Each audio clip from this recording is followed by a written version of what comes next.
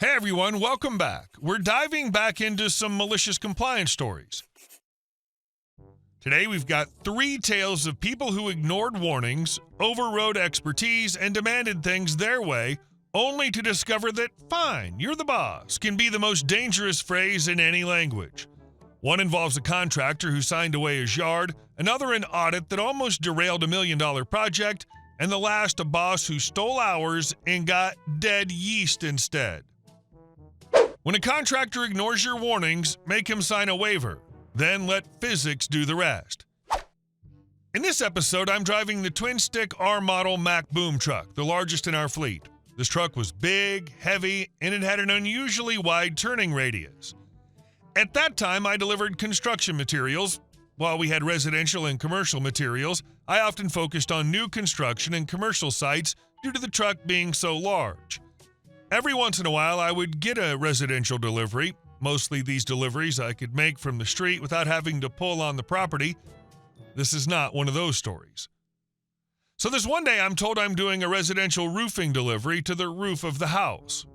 My radar's now on because I'm familiar with the roads in that area, and they are narrow. Delivery to the roof means I have to enter the property and get right up to the house. I get loaded and get to the job. As I approach the job site, the road is narrow, barely 20 feet wide. The house is on my left, and facing the property, the driveway is on the left. Important in a second. I stop and go find the person in charge. He says, "You're right on time. I need you in the driveway," and boom across the roof. I say, "That's great, but there are several issues. One, all the vehicles parked on the street need moved down past the neighbor's house for me to fit down this road. 2, I cannot make the turn from the street onto the driveway without driving across the lawn, backing up 2 or 3 times. 3, I cannot guarantee that driveway can support the weight." He shouts, "I'll move the trucks and you just get your truck in here," in a very demeaning tone. I say, "Okay, I will." As I back down the street to the intersection, turn around, and back up the road, he gets all the trucks moved. I get into position and pull on the property and stop. I grab my clipboard and jump out. I walk up to him and say, "I need you to sign this. We carry legal forms in the trucks that, when signed, makes the signee or their company responsible for any damage to the property, truck, load, or towing fees to get the truck off site." He signs and all but throws the clipboard at me. Well, okay then. Game on. You gave him every warning, told him exactly what would happen. He didn't just ignore you, he was rude about it. That clipboard coming back at you was the moment he sealed his own fate. He signed away his right to complain before you even touched the gas. I turn into the yard and pull across the driveway and back up 4 times to get the truck completely on asphalt. Once in the best position I could get, I got out and looked at my handiwork. 8-inch ruts all across the front 29 feet of yard from the street. Each edge where the tires went from grass to asphalt or asphalt to grass, the driveway collapsed and broke away. The rest of the driveway had several 6-inch ruts that were at least a foot wide on most of the driveway. But I'm not done yet. I have to put down my outriggers to stabilize the boom because the driveway was as wide as the truck, meant that when I put them down, they would be in the lawn. I carried large blocks to enlarge the footprint of the outriggers to get stability on soft ground. This left 2 more 10-inch holes in the yard about 3 foot by 4 foot square. I delivered the entire load with no issue. Then the homeowner came home as I was climbing off the boom and started screaming at me for the state of his driveway and yard. I calmly turned and pointed to the job foreman and said, "You need to talk to him." Then turned back around and finished wrapping up the truck. I could hear them as they were screaming at each other, but couldn't understand what they were saying. The final insult, I had to ask them both to move their vehicles so I could back out, and yes, more ruts were made leaving. I paused on the street for a minute to check out my handiwork. It was bad. I got back to the warehouse and the bosses cornered me before I could get into the office. The contractor's boss had blown up my boss's phone with threats and complaints. I quickly explained and pulled out the signed affidavit. Boss said, "Well, okay then, we're covered," and I heard nothing more about it. That affidavit has saved my butt a lot over the years and has afforded me some great and funny malicious compliance over the years. I don't understand people who look straight at an experienced service provider and dismiss every warning given. I just told you 3 times that if I do what you're asking, there will be consequences. Bad ones. Guaranteed. And those people say, "Nah, I wanna." Here, sign my waiver. And our second story. Need all the equipment back? Fine. This project is all yours too. A few years back, I was working remotely for a European manufacturer that specialized in very high-end broadcast processing equipment. My division handled the truly niche stuff, the kind of gear that only makes sense if you enjoy arguing about IP, subnetting over coffee, and think capacitor tolerances or casual conversation. The development team in Europe was brilliant, and we got along great because we spoke the same language technically and culturally. Nerd first, human second. The North American office, however, was mostly a sales relay station. They took orders from Europe, handled logistics, and fielded basic support calls. Anything remotely complex or configuration dependent landed in my lap, which was fine because that was exactly why they hired me. Around that time, the company was gearing up for an acquisition, and auditors began sniffing around. We were told to inventory every piece of equipment, laptops, analyzers, spare cards, test gear, everything. It was bureaucratic busy work, but whatever, I sent in my list. Here's where things got complicated. I was in the middle of a massive project with one of the largest U.S. broadcast networks, a project that had already resulted in one of the biggest upgrade sales our division had ever seen. We were testing some freshly developed SNMP features before rolling them out across more than 50 stations nationwide. For anyone unfamiliar, SNMP isn't new, but in broadcast infrastructure, it's still heavily used and highly customized. We couldn't just try it and see. I needed to test new revisions against real-world scenarios without risking live systems. To do that, I repurposed an older Supermicro 1U server I had sitting in my workshop. It wasn't glamorous, maybe worth $1,000 on a good day, but it was stable and perfect for running controlled SNMP polling and traps against sandbox firmware builds. Every morning, I'd get a fresh revision from Europe, hammer on it, document edge cases, and by the end of my day, send notes back to my contact at the network, which happened to be the start of his. Everything was smooth. Everyone was happy. Sales was thrilled. Then the auditors saw the word server on my inventory sheet. Within hours, I was fielding emails from the U.S. office asking why there was unauthorized infrastructure deployed in the field. I explained clearly that it was test equipment supporting a live revenue-critical project. My explanation might as well have been written in ancient Greek.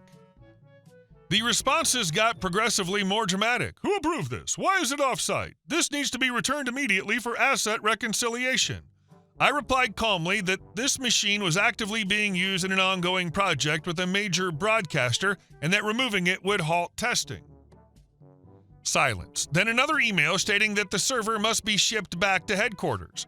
I replied again, pointing out for the third time that no one in the U.S. office had the technical background to take over this testing. I asked who would assume responsibility for validating firmware before deployment across 50 stations. No answer to that part, just another reminder to send tracking information once shipped. At that point, I decided to lean into it. On the morning I was supposedly boxing up the server, I drafted a very polite, almost cheerful email. I included the U.S. decision makers, the technical team stateside, my contact at the broadcast network, his boss, and the development team in Europe. I thanked everyone for stepping in to take over this time-sensitive SNMP validation project. I expressed appreciation that headquarters would now be handling firmware verification so I could focus on other initiatives. I made sure to emphasize how critical this testing was before pushing updates into live environments. Then I hit send. 25 minutes later, I sent another email with UPS tracking numbers for the other pieces of equipment they had requested. Not the server, of course, just enough to show compliance. About an hour after that, I got a strangely toned message from one of the U.S. decision makers. It was full of vague language about ensuring continuity and aligning technical resources. It was painfully obvious he had no idea what SNMP validation entailed, and had just realized that maybe, just maybe, pulling hardware mid-project wasn't brilliant. He suggested that perhaps I could brief the team before anything drastic happened. I replied by forwarding my previous 3 emails where I had explicitly raised this concern, followed again by the tracking numbers. Then my phone rang. It was the head tech at US HQ, and he sounded like someone who'd just been handed a live grenade. Apparently, he and his superior had received a very enthusiastic call from the broadcast network's engineering director. The network was thrilled with how things were progressing and excited that expanding internal validation would free me up to spend more time on site for upcoming upgrades. There was just one small question. Who exactly was taking over this critical testing? I listened quietly while he talked himself into circles. When he finally paused, I calmly reminded him that I had raised this exact question 3 times before being told to ship the server anyway. He muttered something about miscommunication. You handed them exactly what they demanded, full ownership of a problem they didn't understand and couldn't solve. The moment they realized the network was about to start calling them for answers, the server became a lot less unauthorized. Knowing momentum was on my side, I sent one more note to the development team in Europe. I asked them to direct the next firmware revision to the general US Tech inbox rather than to me personally, since the North American team would now be handling validation. That was when things escalated internationally. Within the hour, the head of development in Europe was on the call with the US office asking who they had hired without consultation who could competently validate complex SNMP builds against multi-site broadcast infrastructure. There was, as you might imagine, no good answer. By mid-afternoon, my inbox had a new message. The tone had shifted entirely. After further review, it appears the Supermicro server may remain in place for the duration of the project. Please disregard the previous shipping request. I read it twice, just to enjoy it. The UPS driver came and went that day. The other equipment left, but the server stayed exactly where it was, humming away quietly in my rack. No one ever mentioned it again, not during the acquisition, not during subsequent audits. It simply ceased to exist as a problem. The broadcast rollout proceeded flawlessly. The network expanded their upgrade orders. Bonuses were likely saved. And that old, supposedly catastrophic $1,000 server, it kept doing its job without complaint. Funny how something can be most important compliance issue in the world one morning and a complete non-issue by dinner, once someone higher up realizes the revenue implications. I kept that server running until the project wrapped. And every time I heard its fans spin up, I couldn't help but smile a little. Sometimes the loudest statement you can make is letting management experience their own decision for about 5 minutes. And our last story. The owner's greed destroyed his own business. Nearly 20 years ago, I was the head brewer at a small-town brew pub that had ambitions far larger than its common sense. The owner had bought a used brewing system from a shuttered microbrewery without bothering to measure whether it fit the scale of our place. It was a massive Pugsley setup, easily 4 times the capacity we actually needed, and he insisted on selling Big 3 commercial beers alongside our house brews, like he didn't quite trust the product he'd paid me to make.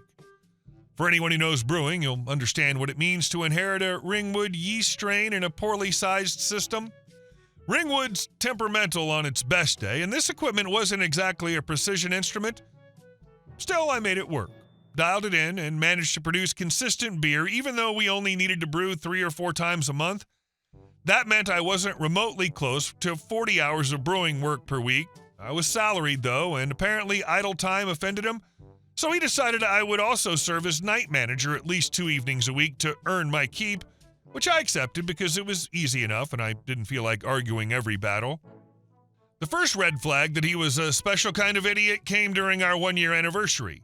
He hyped it up like we were hosting Oktoberfest in Munich, plastered the town with ads about food specials and discounted domestic beer. Not a single mention that we brewed our own beer, much less any kind of special on it. I remember staring at the ad copy thinking, we literally make beer here, that's the entire point. But arguing logic with him was like explaining gravity to a brick. Not long after that, I took my first vacation in over a year. I had to push for it because apparently salaried meant owned. At the time, my mother was in hospice with stage 4 cancer, and she insisted my wife and I go camping as planned because she didn't want us hovering around waiting for the inevitable. 2 days before we were scheduled to come home, she passed away. My family didn't know how to reach us because my mom had been the only one with the campsite details. We found out by chance through a delayed message and drove 6 hours straight home, silent most of the way. While on the road, I called my boss and told him what happened. I said I might not be in on Monday as originally planned. I later learned from a bartender that his first response after hanging up was to complain to the chef that I was probably going to want more time off. My mother was cremated before we even got back, per her wishes. The memorial service was scheduled for 2 weeks later, with the interment the following day for immediate family. I made sure the brewery was stable before those dates, full serving tanks, no pressing need to brew, everything lined up so no one would be scrambling. The Wednesday before the memorial, he cornered me in the brewery and said, "I need you to work night shift Thursday and Friday to make up for that time you've been gone." I stared at him and said, "You mean my mother's funeral?" He shrugged and said, "Business doesn't stop." I refused. He responded by saying I'd have to work a double on Saturday to compensate. I walked away before I said something that would have gotten me arrested. After cooling off, I returned and told him I was done doing manager shifts. I wanted to switch to hourly and handle brewing duties only. He didn't like it, but he needed me in that cellar more than I needed his management title. For a few weeks, things settled into an uneasy truce. Then I noticed my paychecks were light. I had been watching my clock-ins carefully since switching roles, but found a few old slips in my wallet and decided to check the system. Because I still had managerial access, I discovered he'd been altering my hours. Over 6 weeks, he'd shaved nearly 20 hours off my pay. That was when I stopped being patient. He took your mother's funeral and made it about his schedule. Then he took your pay and made it about his profit. The man didn't just cross lines, he burned them down and pretended they never existed. 20 hours stolen? That's not a mistake, that's a declaration. In brewing, yeast is everything. You harvest it from a fermenting batch and reuse it for the next brew, but it has a shelf life, especially ringwood. 30 days is pushing it. 21 is safer. Normally, I was meticulous about yeast health. On the last batch I harvested, I wasn't. I put it into storage in the cold room and did nothing further to preserve it. No extra care, no monitoring beyond the bare minimum. I started visiting less frequently, logging tank levels to keep appearances up. If he wasn't around, I'd message him, "Brewed today," when I hadn't. I was waiting for a number in my head. Day 45. That was when my final paycheck cleared. I overnighted my keys with a resignation letter that was professional, brief, and utterly final. He called me the next morning screaming. I told him I knew about the hours. I told him I wouldn't be back. Then I hung up. What he walked into that week was a brewery with empty fermenters, nearly drained serving tanks, dead yeast slurry that smelled like a biology experiment gone wrong, and barely any grain in storage. Without viable yeast, brewing stops cold. He tried hiring my former assistant, whom he had forced me to hire to cut costs. My old assistant laughed at him over the phone. Then he hired an underage kid from another brew pub who apparently spent more time drunk in the cellar than brewing. Within a year, they stopped producing beer entirely. Staff arrived one morning to find the doors padlocked. A year after that, the building itself was gone. I drove past the lot several years later. It was just dirt and weeds. Nothing left of the place where I'd poured so much effort into making something good. I considered pulling over and scattering salt like some medieval conqueror. I didn't have the time. But I didn't need to. He'd already done the job for me. Let's talk about who paid the real price. Story 1's weapon was paper. The contractor demanded the impossible. The driver handed him a waiver and let physics teach the lesson. 8-inch ruts, collapsed driveway edges, and a foreman getting screamed at by the homeowner, all because someone thought, "I'll move the trucks," solved the problem. Story 2's weapon was escalation. The auditors demanded the server. The tech handed them the project. Suddenly, the broadcast network was calling USHQ, asking who was taking over critical testing.